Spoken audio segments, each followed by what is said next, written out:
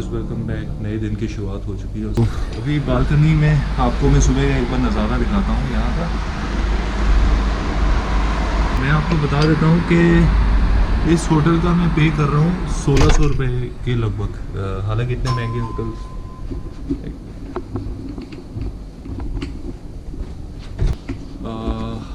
तो मैं कह रहा था कि मैं इसका पे कर रहा हूँ 1600 रुपये के आसपास। इतने महंगे होटल्स मैं अक्सर लेता नहीं हूँ, लेकिन चलो खैर लेना पड़ा था इसलिए लिया। खैर आज भी मैं इसी होटल में रहूँगा। कारण उसका ये है कि आज मैं सबसे पहले तो सुबह सुबह यहाँ से जा रहा हूँ बुर्जमान में मुझे एक हॉस्टल मिला है जिसका मुझे पे करना पड़ेगा लगभग 700 रुपये। उसकी रेटिंग भी बहुत अच्छी है booking.com पे, क्योंकि booking.com पे मैंने देखा और रेटिंग उसकी काफ़ी अच्छी, बल्कि इससे भी ज़्यादा अच्छी है। तो इसलिए मैं उसको लूँगा, लेकिन मैं आज यहाँ से चेकआउट करके नहीं जा रहा। कारण उसका ये है कि दुबई में ना आपको कोई एक लोकेशन ढूंढनी बड़ी मुश्किल हो जाती है, क्योंकि बाहर इंटरनेट तो चलता नहीं है और यहाँ थोड़े से जो हॉस्टल्स हैं उनके एड्रेस भी सही तरीके से नहीं लिखे हुए। हालांकि इसका लिखा हुआ है, फिर भी मैं आज पहले जाऊँगा बुर्जमान जो एरिया है वहाँ मेट्रो स्टेशन पड़ता है। कॉल आ रही है, एक मिनट। तो मैं कह रहा था कि मैं आज सबसे पहले यहाँ से जाऊँगा बुर्जमान, जो एरिया जहाँ मेरा हॉस्टल है वहाँ देखूँगा उसकी लोकेशन वो एग्जैक्टली कहाँ पड़ता है, और जब मुझे एग्जैक्ट पता लग जाएगा तो कल मैं यहाँ से चेकआउट करके जाऊँगा। तो मैंने आज फिर नीचे रिसेप्शन पे कॉल किया तो उनको मैंने कहा कि मैं इसको आगे कंटिन्यू रखना चाहता हूँ। एक्चुअली इस रूम की जो कीमत है जो आप होटल से लेते हैं वो है 3000 रुपये, लेकिन booking.com से क्योंकि मैं बुक करा रहा हूँ और मैं अपने जितने भी ट्रिप booking.com से कराता हूँ तो मेरे को एक अलग तरह का प्राइस दिखता है, क्योंकि मैं उसका परमानेंट मेंबर हूँ। एक जीनियस लेवल होता है उसमें booking.com में, जो कि मैं उसका जीनियस लेवल का मेंबर हूँ, तो इसलिए मुझे 1500 रुपये में मिला। तो बस उनका भी फ़ोन आया था तो उन्होंने कहा कि भाई साहब आप booking.com से ही बुक कर लो, क्योंकि हमारे यहाँ तो आपको ये रूम 3000 रुपये का पड़ेगा, तो आपको वहाँ से 1500 का पड़ेगा। तो बस अभी वो मैंने फिर booking.com से दोबारा इसी को बुक किया और आज इसका प्राइस बढ़ा हुआ था, आज मुझे पड़ा 1650 रुपये का। बस अभी नहाने लगा हूँ और नहाने के बाद उसी जगह जाऊंगा जहाँ कल रात को डिनर किया था। ओके गाइस, तो रेडी हूँ अभी यहाँ से निकलने के लिए। आजकल दुबई के होटलों का बहुत ही बुरा हाल चल रहा है, क्योंकि एक्चुअली एक तो कोरोना के कारण यहाँ टूरिस्ट ये ले नहीं रहे। अगर टूरिस्ट को कोई इनके होटल में रहते कोरोना कुछ हो जाए, पॉजिटिव हो जाए, तो होटल पे बहुत पेनल्टी पड़ती है। कुछ ये हिसाब किताब है, ये टूरिस्ट को ले ही नहीं रहे। अगर क्योंकि मैं कल परसों कई होटल्स में घूमा था और जाके मैंने उनसे पता किया, वो तो साफ़ कह रहे थे कि फुल है। तो बेहतर यही है कि ऑनलाइन बुकिंग करवा लो और फिर उस होटल में पहुंचो। तो निकल आया हूँ अपने होटल से बाहर और ये कॉरिडोर है। इस रोड पे चलने पर आपको कई रेस्टोरेंट्स मिलेंगे इंडियन पाकिस्तानी। होटल के सामने बस स्टेशन पड़ता हुआ अल बहार बस स्टेशन। आपको ऐसे ना ओपन एयर रेस्टोरेंट्स बहुत मिलेंगे, और ख़ासकर यहाँ जो मशहूर है ना वो पाकिस्तानी रोटी है। वो मतलब इतनी बड़ी होती है, मैंने आपको परसों शायद दिखाई थी, बहुत बड़े साइज़ की होती है। मतलब 5-6 रोटियों को मिलाकर एक बड़ा सा तंदूरी रोटी कह सकते हो उसको, बड़ी सी साइज़ की। तो एक रोटी है वो आराम से 2 बंदे खा सकते हैं, इतनी बड़ी होती है। 2 या 3 भी खा सकते हैं। ये केमिस्ट की दुकानें यहाँ भी हैं, फार्मेसी 24 आवर्स, दवाइयाँ ले सकते हैं यहाँ से। हालांकि मैं कुछ अपने साथ ले आया था, जैसे बुखार की, सर दर्द की गोली, ऐसे मतलब अपने साथ में रखता हूँ हमेशा ट्रिप के लिए। लेकिन पहली बार दुबई में देखी फार्मेसी स्टोर, तो ईजी है। अरे यहाँ ये बोर्ड लगा है कोविड का, ये कोविड का सेंटर है, यहाँ टेस्ट होता है, कोविड रजिस्ट्रेशन लिखा हुआ था। यहाँ ये बसें सारी पड़ी हुई हैं। यहाँ ये है अल बहार बस स्टेशन, इसके एकदम सीधा ये जो वॉकिंग है यहाँ से आपको लेकर जाएगा सैंड्स होटल की तरफ जहाँ मैं ठहरा हूँ। और वो देख रहे हो वो सामने, वो है हयात, होटल हयात। बड़ी धूप है यार, टेम्परेचर अभी पता है कितना है, 19-20 डिग्री है, 19 डिग्री है। मैं ये ओपन जैकेट डालकर आया हूँ, कुछ इतना फ़र्क नहीं पड़ रहा, लेकिन गर्मी लगनी शुरू हो गई है अब यहाँ पर। यहाँ भी एक चीज़ है, डिसिप्लिन बहुत है। लोग मतलब यहीं से रोड क्रॉस करते हैं, क्रॉस रोड से।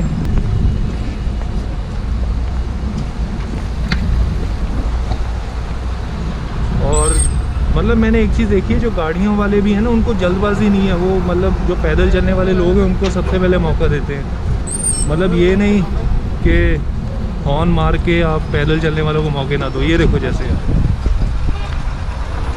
गाड़ियाँ रुक जाती हैं खुद ब खुद। बहुत अच्छा डिसिप्लिन जैसा माहौल है, बिल्कुल रशिया की तरह। हमारे इंडिया में तो लाल बत्ती होती है तो वहाँ तो ऊपर चढ़ा के लेकर जाते हैं। तो ये आ गया मेरा अल समाह रेस्टोरेंट। रेस्टोरेंट में कोई है ही नहीं, बैठा ही नहीं, वो खाली पड़ा है शायद, पता नहीं दोपहर को खुलता होगा या शाम को। ये वाला रेस्टोरेंट ना कोई काउंटर पे है ना कोई कस्टमर है कोई अंदर इसके। तो जी ऑर्डर मैंने खाना दोबारा दे दिया। मैंने कराया वेजिटेबल कड़ी और उसमें काफ़ी सब्जियां हैं, मतलब कड़ी के बीच में, और साथ में वही वाली कल वाली ब्रेड, उसका नाम भूल गया मुझे, क्या कह रहे थे ये, खुशोमो, कुछ अरबिक ब्रेड है वही वाली, जो इतनी ज़्यादा रोटियाँ थी।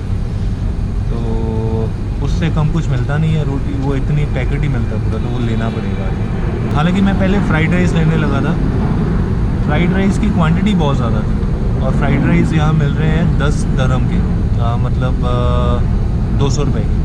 और ये जो मैंने वेजिटेबल कड़ी मंगवाई है, इसके 3 प्लेट्स हैं अलग अलग, एक 5 दरम की, एक 7 की और एक 10 की। तो मैंने 5 वाली जो कल आपने देखा था वही बहुत ही मेरे लिए, तो मतलब मैंने एक वो मंगवाई है, साथ में रोटी।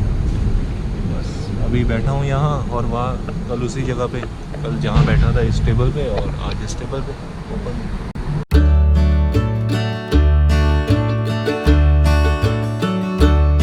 पता भी अच्छी लगी कि यहाँ ट्रैफिक का जाम लगा हुआ है, गाड़ियाँ खड़ी हैं, कोई भी हॉर्न नहीं मार रहा। आपको दिखाता हूँ।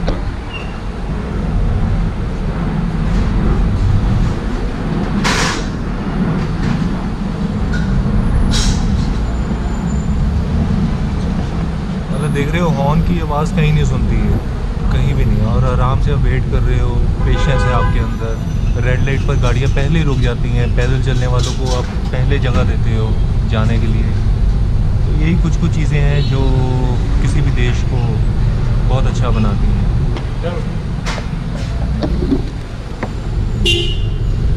ये है वेजिटेबल कड़ी, और ये वही रोटियां हैं यार। ये तो दो 4 2 6 8 10 12 14 15 रोटियां यार। 15 रोटियां मतलब कौन खाएगा, मतलब एक बंदा तो पता नहीं। आज खैर सैलेड आ रहा है अभी। ये जो वेजिटेबल कड़ी है ये पड़ी है 5 दरम की, और ये है 1 दरम की, मतलब 6 दरम में पेट भर के खाना। लो जी, खाना मैंने खा लिया। मैं आपको एक बात और बताना चाहता हूँ। दुबई में मैं फ़ोन कर रहा हूँ इंडिया का, और मैं यूज़ कर रहा हूँ अपना जियो का फ़ोन। जियो के फ़ोन को यूज़ करके मुझे जो इंडिया को कॉल पड़ रही है वो पड़ रही है सिर्फ 2 रुपये प्रति मिनट की, और जो मैं फ़ोन रिसीव भी कर रहा हूँ अपने जियो पे वो है 2 रुपये प्रति मिनट। अब इस कैसे किया, इसके लिए मैंने इंटरनेशनल रोमिंग पैक डलवाया है एक जियो का, जो 1000 रुपये का था।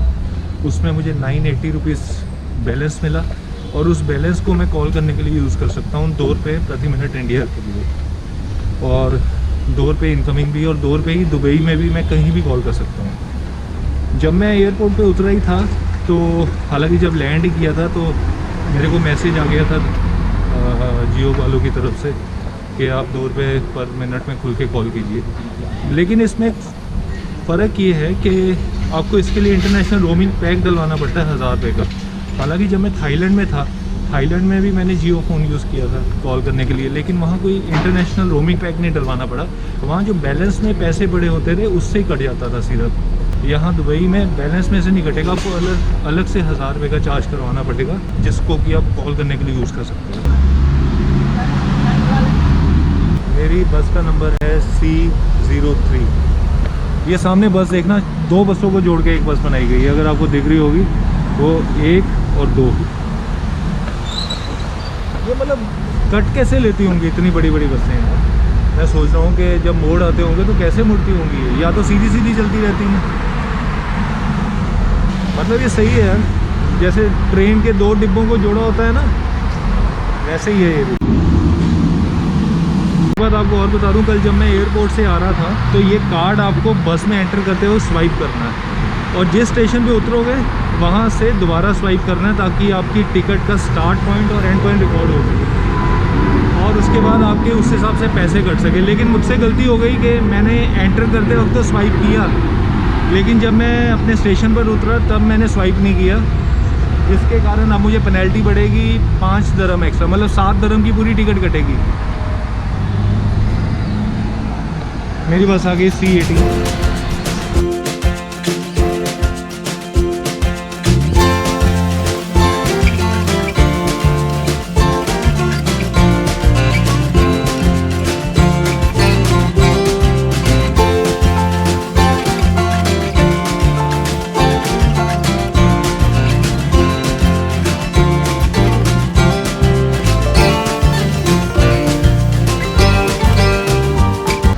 ओके गाइस, तो दोपहर को मुझे मेरा हॉस्टल मिल गया था। 2 घंटे लग गए थे मुझे उसको ढूंढने में। अब सोचो अगर मैं अपने बैग को साथ लेकर ढूंढता तो मेरी तो बुरी हालत हो जाती।